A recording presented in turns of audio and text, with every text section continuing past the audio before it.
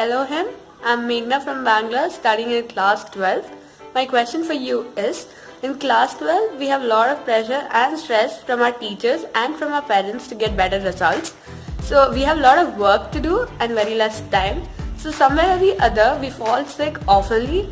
So I want to know, how do we manage everything at once? How do we study and take care of our health parallelly so that we get better results and work in an efficient way to achieve the best we can? So I hope I get the answers to my questions through this record. Thank you. So Meghana, first of all I would like to congratulate you for identifying the problem, because this is the first and foremost step in resolving any issue. Once a particular problem is identified, it is very easy for us to narrow down or zero down on the actual or potential solution. As you rightly pointed out, health becomes a precondition to achieve anything because it has a direct impact on the day-to-day efficiency and also the overall productivity. So health has to be managed. So I'll get back to health at a later point of time. Now, looking at this particular phase of your life, your +1 and +2, it is like a power play. It can actually make or break your life literally.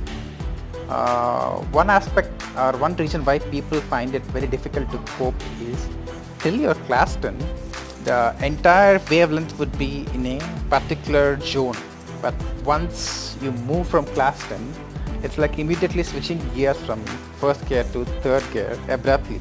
So it is very difficult to handle a lot of factors, especially with the hormones playing their part.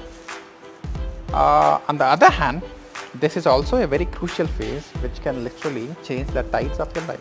So 2 years, 2 productive years or 2 good years could take you and land you up in the next phase of your life. It's like a direct shortcut to your success. So this particular phase is equally important and also dangerous as well. Now, let us look into the specific issue here. So if you want to understand the game, we have a few competitive exams. If you pick up an exam like IIT, there are around 1.4 million people attempting it every year, and hardly 10,000 to 11,000 make it, which comes with an overall success rate of less than 1%. So if you look at the numbers outrightly, it is a bit scary and the chances are almost negligible. That's one way of looking at it. On the other way, there are 10,000 seats, you need only one seat. So look at it this way, there are 10,000 seats, you need only one seat. So your margin of error is 10,000x. So beginning from rank 1 till 10,000. So you can find yourself in any spot, right? So when you need only one thing, there are 10,000 of them. That is quite a good probability when you want to look at it in the positive side. It may sound weird for you when you're listening it for the first time, but it makes a lot of sense, and this is how achievers, this is how the go-getters look at things, right?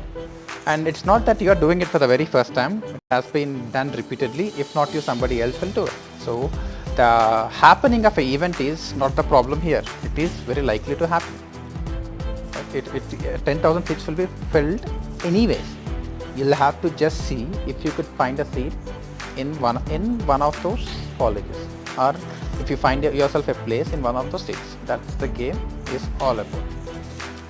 Now, for your understanding, I will bring my approach in a language which you can grab immediately. For example, if you're trying to solve a quadratic equation with 3 variables, x, y and z. There are 2 equations, let's say 2x plus 3y plus 4z. Second equation, 3x plus 6y plus 7z. So you cannot solve this equation outrightly. At some point or the other, you'll have to convert the third variable into one of these 2 variables. So effectively, if there are more than 2 variables, the equation has to be solved by bringing them or boiling them down into 2 variables. So that is how the equation gets solved.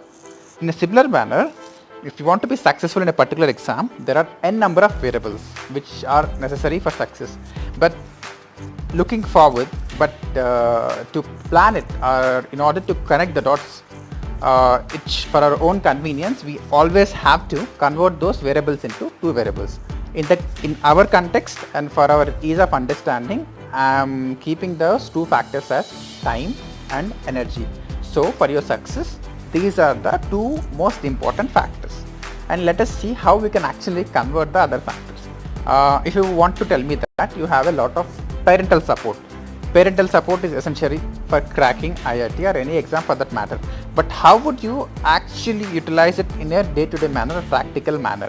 So I would say if you have a supporting dad who can pick you and drop you from the coaching institution, which would save at least 40 minutes each side. So you're effectively saving around 1.5 hours. So here the parental support is converted into a variable called time. So parental support is used to save some time or give you those additional 80 or 90 minutes. So that's how you need to look into it.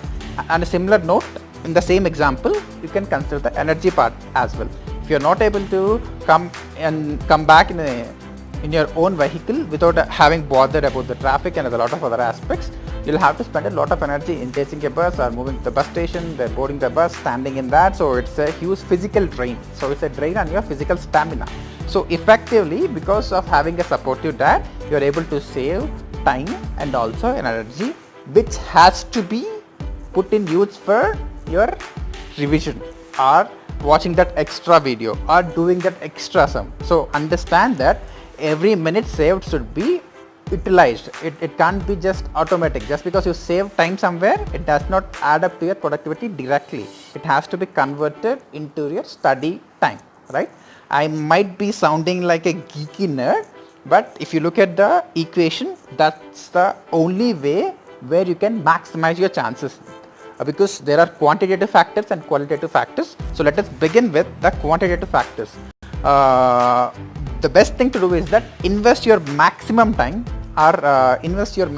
quantitatively into studies, so that the distractions are minimized and also the deviations are reduced. So because the more you're into a lot of things, let's say social media, it's not about the actual time you spend on them, it is also the internal the thinking which happens at a subconscious level, which acts as a huge drag on your thought process, consuming your valuable energy, attention, and most importantly focus.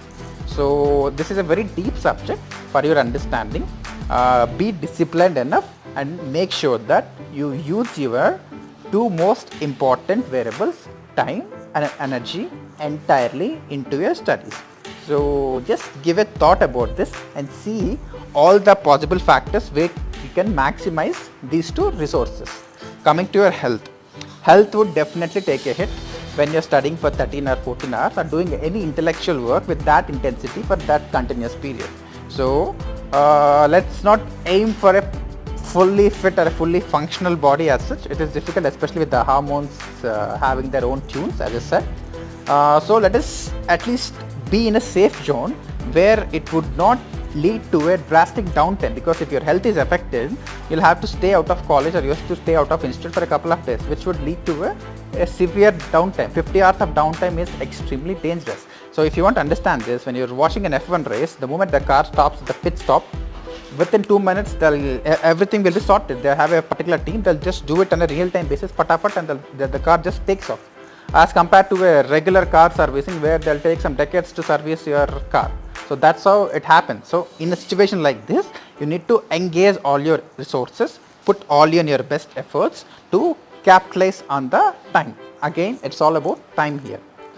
Now, the health point of view, what we can do is that identify certain pillars. Let's say you are sleeping in a particular time, no matter what, except in the days before the exam or a few days before the exam. For 90% of the period, make sure that you sleep at a particular time and get up at a particular time. The ideal time would be, I would recommend 11 to 5 or 11 to 6, keeping in view a number of factors. People say you can study late in the night or you have to wake up pretty early in the morning, but averaging out all the benefits and all the pros and cons, 11 to 5 or 6 for your age group would be a good time slot to rest your body and also utilize or revitalize yourself for the next day. So fix your sleep timing and make sure that it is around 400 to 500 minutes, not less than or more than that. That is done. And also set up 4 to 5 pillars: breakfast before 8 a.m., lunch before 1 p.m., and evening snacks and dinner before 8 p.m. Make sure that you have slept you have allotted definite slots for your food so that you don't have to think about it every now and then.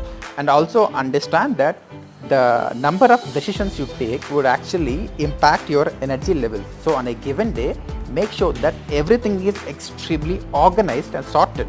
So you can go for the complete execution. Ruthless execution is the key, because on a given day if you get up and then try to decide which subject I should study, so it won't work that way. Make sure that you have a timetable in place at least for the next 7 days, if not more. So the moment you get up, everything has to be perfectly sorted out. Everything has to go according to the timetable. That is another thing. And most importantly, I have already mentioned this in my earlier videos, it is okay to be not okay. So most of the time, don't link your emotion to studies. Don't wait for that perfect time or happy valley feeling to study. So whether you feel okay or whether you don't feel okay, it's okay. It's okay not to be okay, but still make sure that you study. So however it is, whatever you feel, just go and keep studying. Keep studying. Just focus on what needs to be done. So focus on the efforts part. Don't get too much bogged down by the results or the day-to-day tests or the output of that. Don't get into it too much initially. At least for the next 50 days, make sure that you're focusing only on the efforts. Just get your cycle running and also set up a new normal. Let's say you're working for 7-8 hours per day right now. So make sure that you take the normal level to 10 hours. So the base level should increase by 15 to 20% in the next 2 months. At least 10-15% increment should be there. And once you start studying, eventually you'll find yourself in your favorite Virat Kohli mode, right? The beast mode, which I would popularly call, right? So most of the concerns which you are thinking, I might be tired, I might be sleepless, if the sleep is taking a hit, how would I study for the next day? These are all imaginary problems. Once you get into the core beast mode, all these factors will be automatically sorted out. So fix your goal and just go for the kill, and don't think too much about anything. Don't take too much advice. Here is the thing. So time and energy, maximize that. That's the first thing. Food and sleep should be kept in pillars. So these two important bits of advice for the next 2 months, and once you implement them, we'll move on to the next stage. So all you would need is like 6 to 7 questions over a period of 1 year, which will actually enhance your productivity by at least 30 to 40%, and which will actually boost your chances. So hope you find this video helpful, and if you have anything specific further to this after implementing what I have said, please feel free to come back. All the very best. Thank you.